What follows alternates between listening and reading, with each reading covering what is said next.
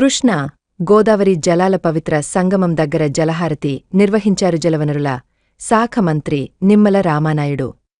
ఈ కార్యక్రమంలో విజయవాడ ఎంపీ కేశినేని చిన్ని, జగ్గయ్యపేట ఎమ్మెల్యే శ్రీరామ్ తాతయ్య తదితరులు పాల్గొన్నారు. పట్టిసీమ ద్వారా ఈ సంవత్సరం 13 లక్షల ఎకరాలకు సాగునీరు అందించనున్నామని ఈ సందర్భంగా స్పష్టం చేశారు మంత్రి నిమ్మల. ఎన్టీఆర్ జిల్లా మైలవరం నియోజకవర్గం ఇబ్రహీంపట్నం పెర్రీఘాట్ పవిత్ర సంగమం వద్ద కృష్ణమ్మలో కలిసిన పట్టిసీమ నుంచి విడుదల చేసిన గోదావరి జాలాలకు జలహారతి ఇచ్చి పసుపు, కుంకుమతో పాటు చీర, సారెలను విజయవాడ ఎంపీ కేశినేని శివనాథ్, జగ్గయ్యపేట ఎమ్మెల్యే శ్రీరామ్ తాతయ్య, జిల్లా కలెక్టర్తో కలిసి సమర్పించారు మంత్రి నిమ్మల. అనంతరం ఆయన మీడియాతో మాట్లాడుతూ దేశంలోనే తొలిసారిగా రాష్ట్రంలో నదులు అనుసంధానం చేసిన అపర భగీరథుడు ముఖ్యమంత్రి చంద్రబాబు నాయుడని పేర్కొన్నారు.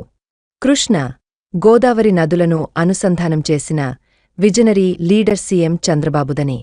జగన్ పట్టిసీమను వట్టి సీమ చేస్తే చంద్రబాబు నదులకు జలకల సంతరించేలా చర్యలు చేపట్టారని తెలిపారు.